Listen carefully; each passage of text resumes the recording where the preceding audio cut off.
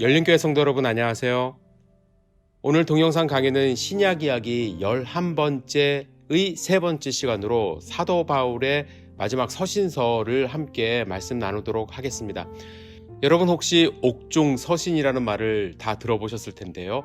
사도 바울이 로마 감옥에 투옥되었을 때 보낸 편지들입니다.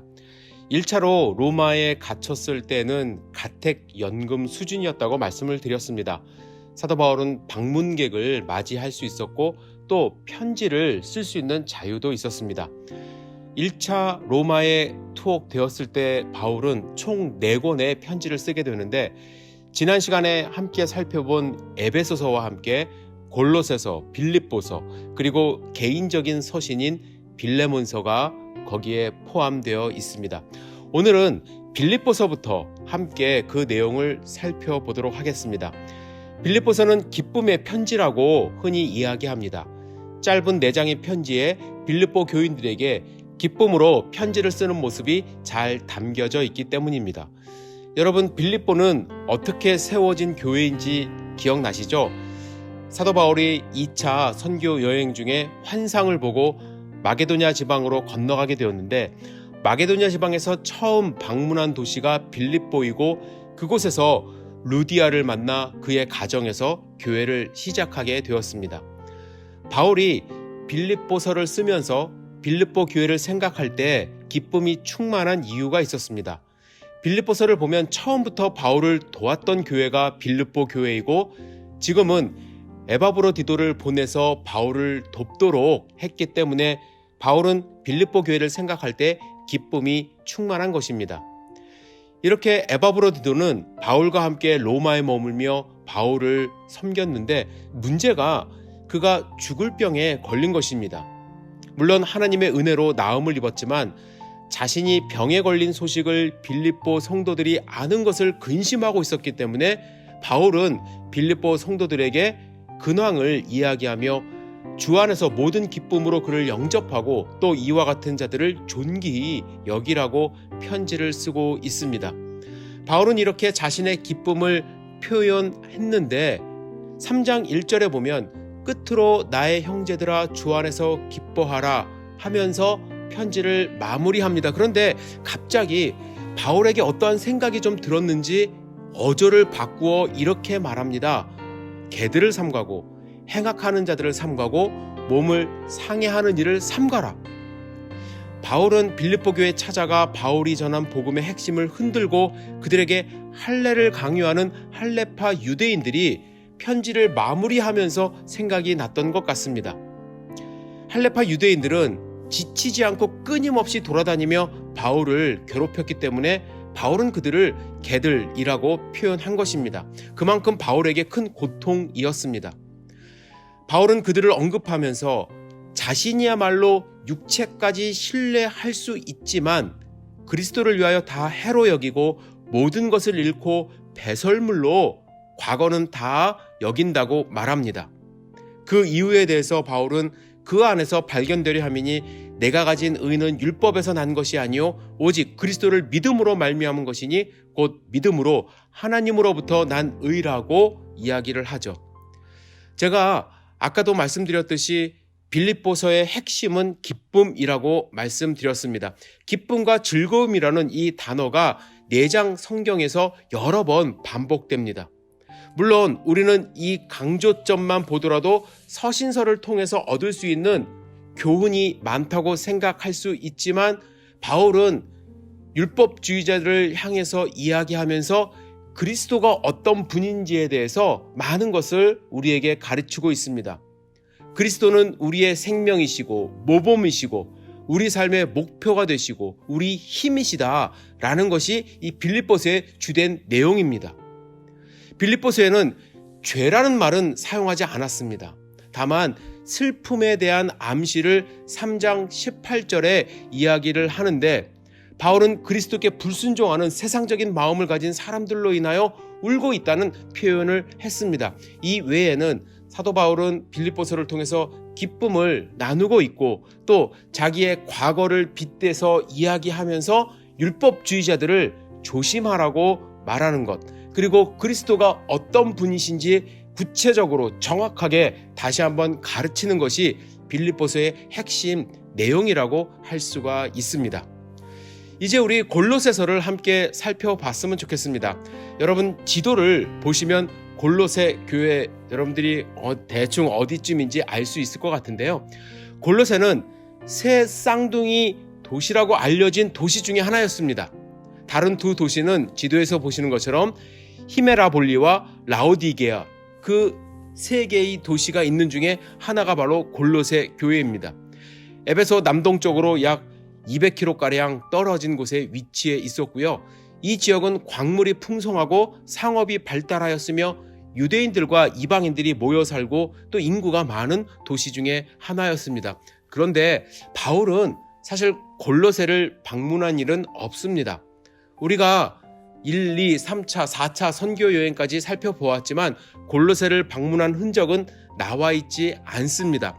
그런데 어떻게 골로새에 교회가 세워졌을까요? 바울이 에베소에서 3년 동안 사역하는 동안에 여러 지역들, 특히 아시아의 모든 지역들은 바울의 복음을 들었습니다. 그때 에베소에 있는 바울의 회심자 중에 한 사람이 에바브라였는데 그의 고향이 바로 골로새입니다. 에바브라는 바울을 통해서 들은 복음의 메시지를 고향에 가지고 왔고 그의 사역을 통해서 교회가 세워진 것입니다. 아마 이 교회는 조금 있다가 우리가 말씀을 나눌 빌레몬의 집에서 모여 시작했을 것입니다.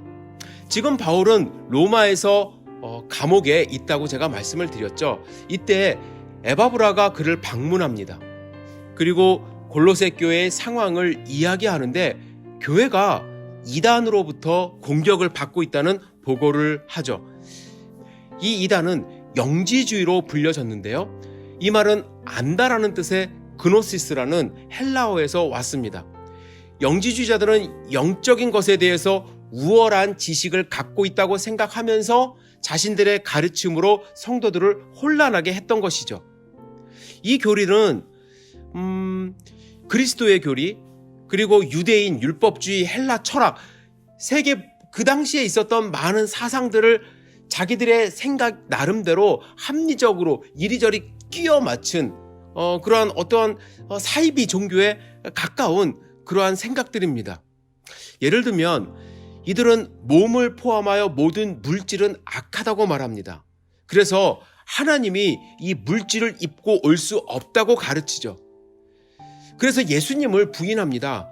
예수님이 인간의 몸으로 오셨다는 것은 하나님이 악하다는 그러한 반증이기 때문에 예수님이 하나님일 수 없다라고 가르치고요. 그리고 이 세상은 어떻게 창조되었는가? 우리는 하나님이 말씀으로 창조를 하셨다고 믿는데 이들은 하나님으로부터의 연속적인 유출로 말미암은 것이라고 주장합니다. 영지주의자들은 하나님과 인간 사이에 유출의 여러 복잡한 단계들이 있다라고 이야기를 합니다.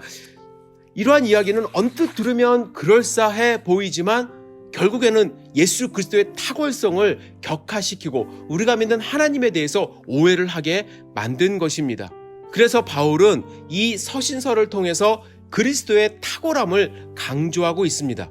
예를 들면 이 편지를 우리가 읽을 때 모든, 충만함, 채워짐 이런 단어들이 계속해서 반복되는 것을 알 수가 있습니다. 따라서 본서에서 말하는 바울의 주제는 그리스도는 만유시요 만유 안에 계신다는 사상과 함께 그 안에서 충만하여졌다는 것을 가르치는 것입니다. 그래서 다른 어떠한 사상과 또 가르침에 현혹되지 말라고 이야기를 하는 것입니다.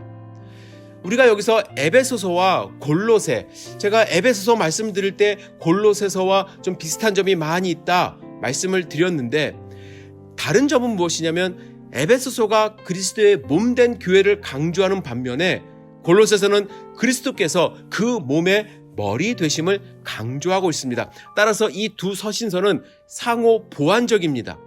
그리고 이 두 서신서의 유사성을 많이 발견할 수 있는 것이죠.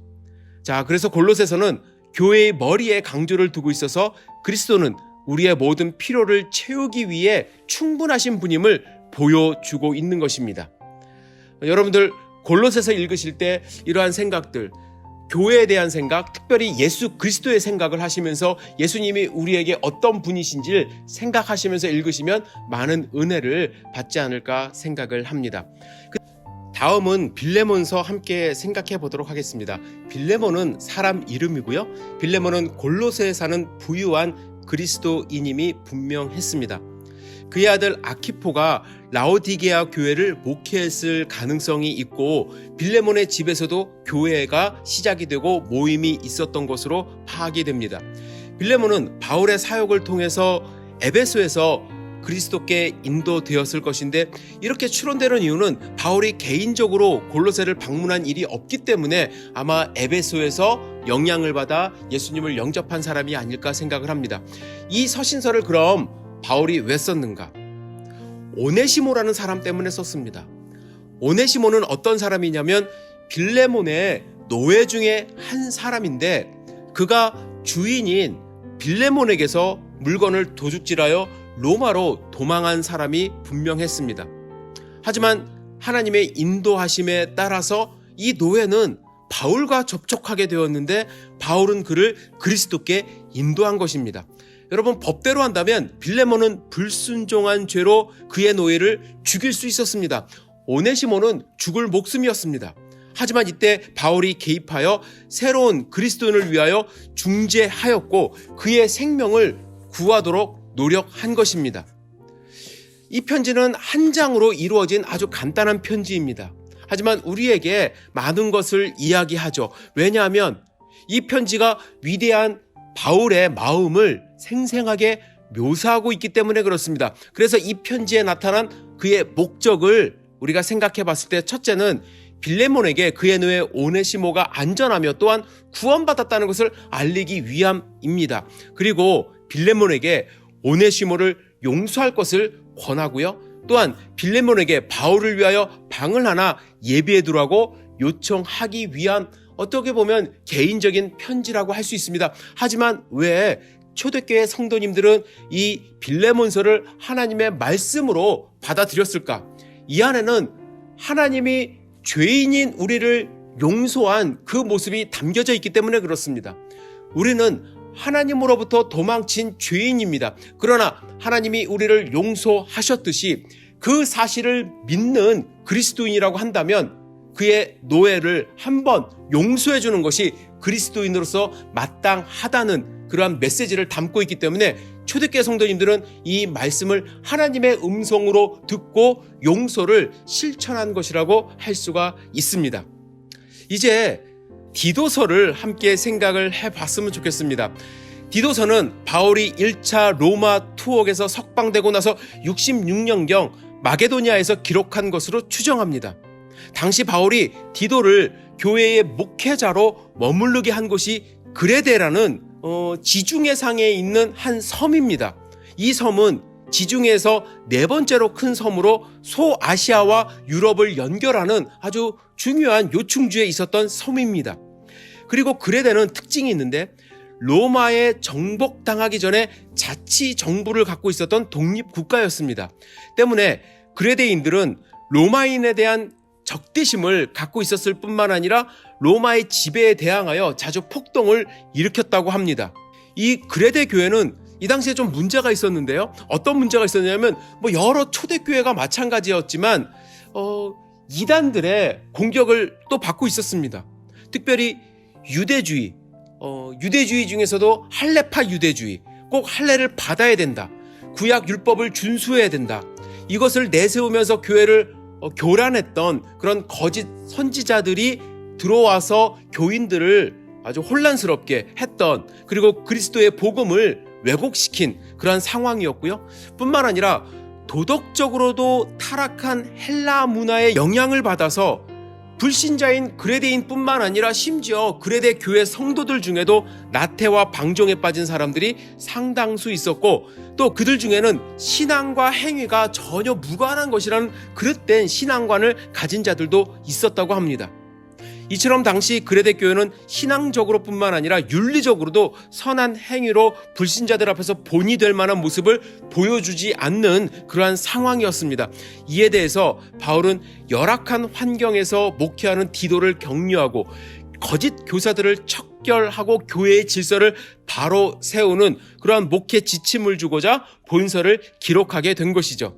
그리고 이러한 일련의 목회 지침뿐만 아니라 성도님들에게 바른 교회 생활을 제시하는 교회 지도자의 책임과 역할을 고취할 수 있도록 하기 위하여 어떻게 보면 디도를 격려하기 위해서 쓴 편지라고 할 수가 있습니다. 디모데에게 디모데 전후서를 썼는데 이 디모데 전서와 내용이 비슷해서 디도서를 디모데전서의 축소판이라고 할 만큼 디도를 향한 바울의 사적인 마음이 담겨져 있는 서신서라고 할 수가 있습니다. 여러분, 오늘은 여기까지 간단하게 살펴보기로 하고요. 다음 시간에 디모데 전후서, 그리고 히브리서, 야고보서, 베드로 전후서, 요한 1, 2, 3서, 그리고 유다서까지 우리 간략하게 그 내용을 살펴본 후에 요한계시록으로 신약 성경 이야기를 마무리하도록 하겠습니다. 여러분, 사실은 이 11번 강의가 상당히 여러 개로 쪼개져 있지만 깁니다. 여러분들 다시 한번 동영상을 살펴보면서 성경이 어떤 내용으로 이루어져 있는지, 어떠한 마음으로 사도 바울이 서신서를 썼는지 생각하시며 성경을 읽으면 조금 더 묵상하는 데 도움이 되지 않을까 생각합니다. 여러분들 강건하시고 다음 시간에 또 뵙도록 하겠습니다. 감사합니다.